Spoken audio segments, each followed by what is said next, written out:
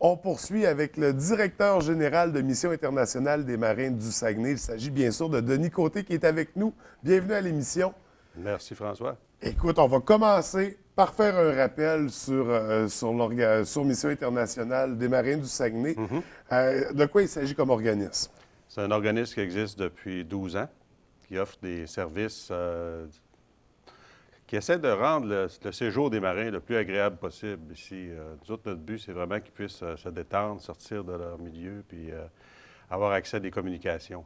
Puis même, on apporte aussi à bord des outils de communication, des téléphones, des modems sans fil, des choses comme ça. On donne de l'information sur nos services et puis les gens sont invités à vraiment là, sortir un peu des bateaux. Des fois, là, les marins sont longtemps en mer avant d'arriver ici. Un bateau, l'autre fois, qui est 47 jours, là, OK. sans toucher à terre. Oui, fait que ça prend des services dans ce temps-là. Vous offrez un encadrement, un accueil. C'est ça. Puis c'est pas tous les ports qui ont un service comme ça. Mais à la baie, Port-Alfred a vraiment une belle réputation là, au niveau de l'accueil pour les marins. Là. Donc, on est un port accueillant chaleureux. C'est important pour eux autres parce Oui. que il faut savoir qu'il y a 90 de tout ce qui est transporté sur la planète, c'est par bateau. Fait que c'est quand même des gens, s'ils ne seraient pas là, on n'aurait pas tout accès à ce qu'on a. Là. Puis s'il n'y avait pas des services comme ceux que vous offrez, parce qu'ils ont la barrière de la langue quand ils arrivent, en général, je pense qu'ils ne parlent pas français, ils ne connaissent pas. On a une autre argent, toute la vie est différente. Donc, c'est des programmes qui sont très intéressants justement pour eux. Oui, parce que avant qu'il y ait un centre, c'est sûr que les gens ils faisaient un peu peur au monde parce que c'est question de communication, mais aussi les autres sont habitués. Ils sont des étrangers ici, là. Ça fait qu'ils n'ont pas de place à aller.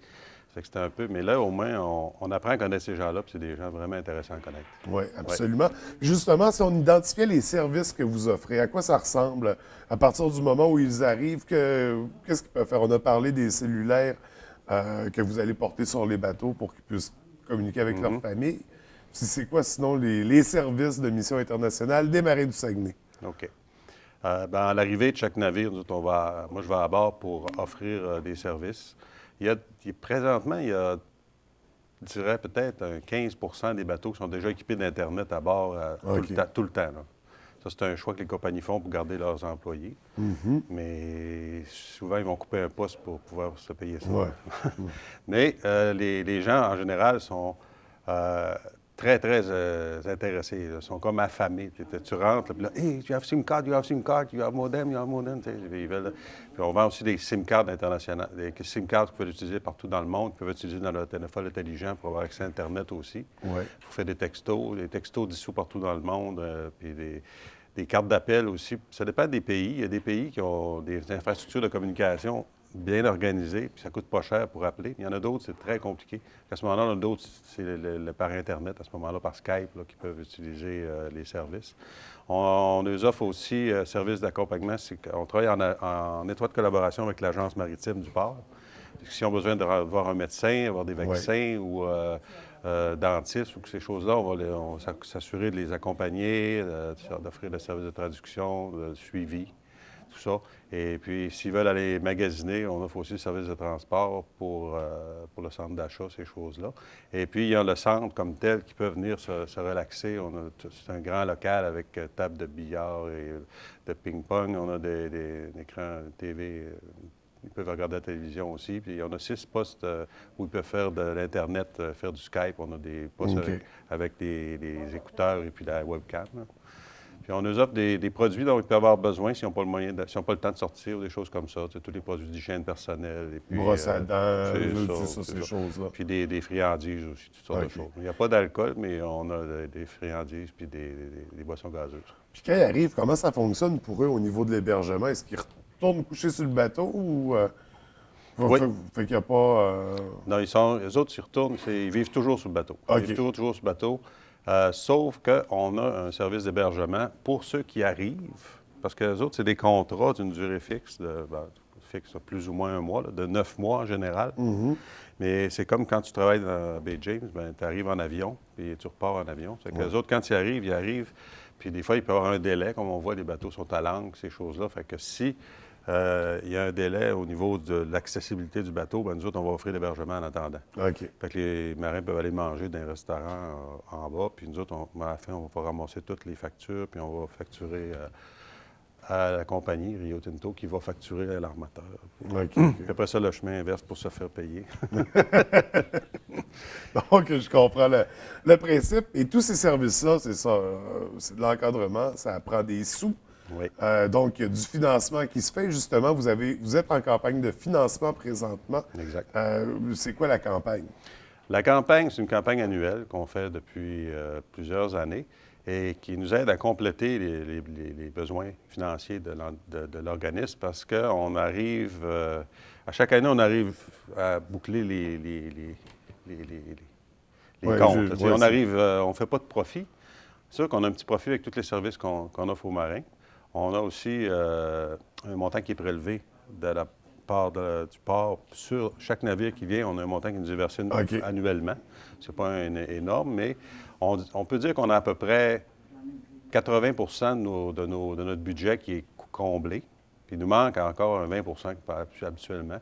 On parle d'un budget d'opération d'à peu près 80-85 000 par année pour fonctionner. Ça fait que là, avec la campagne de financement, normalement, on va chercher... l'année passée, on est allé chercher, sans faire d'événements comme on fait cette année, 12 750 $. C'est excellent. Parce que le problème, bien, ce qui arrive, c'est qu'avant, on faisait un événement à chaque année, un souper. C'est énormément de préparation, de travail, puis d'énergie. Moi, je n'ai pas la disponibilité quand l'hiver, même le port fait ses provisions avant les glaces. Et puis, c'est sûr probablement que l'année prochaine, on va faire un souper. Mais cette année encore, on procède sans événement. Et puis, ça nous permet d'avoir tout l'argent qui est recueilli directement dans l'organisation. Il n'y a pas de dépenses comme tel. Ouais. C'est ça. C'est quelque chose qui est Fait que apprécié. tout est réinvesti automatiquement. Tout est réinvesti au complet. C'est sûr qu'on a d'autres besoins, on a d'autres projets, mais on verra là, selon les moyens qu'on va avoir. Et comment on peut justement faire un don à l'organisme? C'est ça. On a fait parvenir des lettres d'invitation à participer à la plupart des gens d'affaires et puis ceux qui nous ont déjà donné par le passé.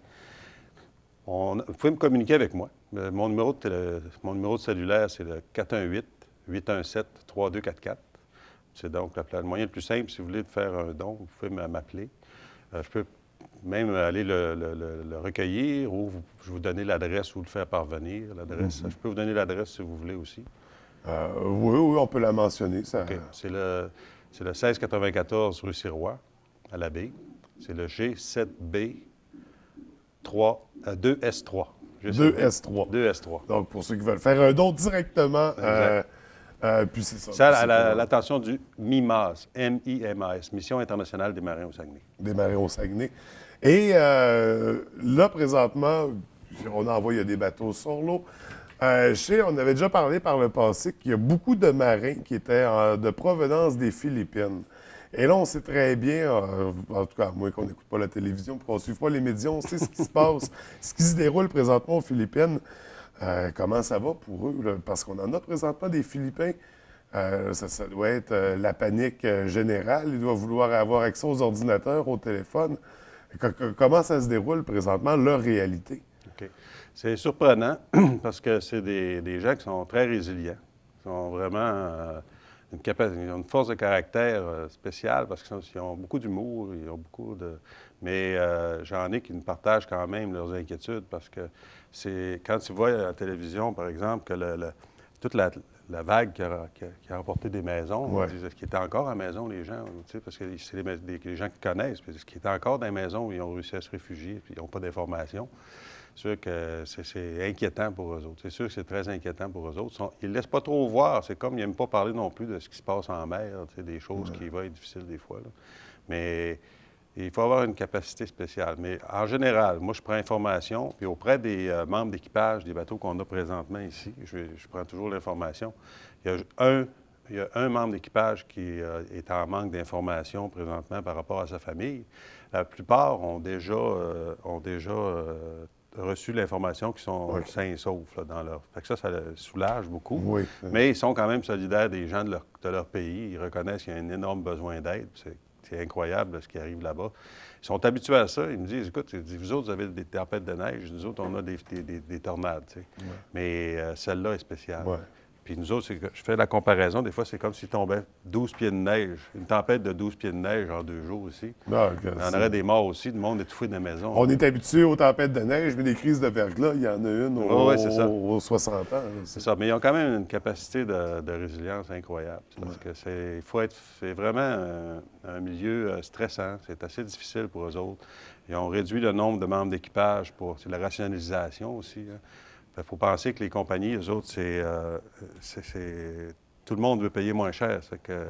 Où ils peuvent sauver, eux autres, pas sur le carburant. Ils ne peuvent pas sauver. C'est sa main-d'œuvre. Il y a juste sa main-d'œuvre qu'ils peuvent sauver. C'est pour ça qu'un monsieur qui est directeur de la NAMA, il les appelle les orphelins de la mondialisation. Parce que la mondialisation profite à tout le monde, mais pas vraiment à eux autres. C'est sûr qu'ils ont des bonnes conditions. Ils ont quand même des salaires par rapport à ce qu'ils gagnent dans leur pays. C'est énorme, mais par rapport à nous autres, c'est pas grand-chose. D'où l'importance des services qu'on leur offre quand ils arrivent. C'est tellement apprécié, là, c'est incroyable. Puis quand il y a des catastrophes comme présentement, là, ça leur donne un accès aux outils de communication nécessaires. Absolument. Donc, on encourage Mission internationale des marins au Saguenay. Merci. Le MIMA. MIMAS. Merci beaucoup. Je te souhaite une très belle journée puis au plaisir de se revoir. Merci. Merci.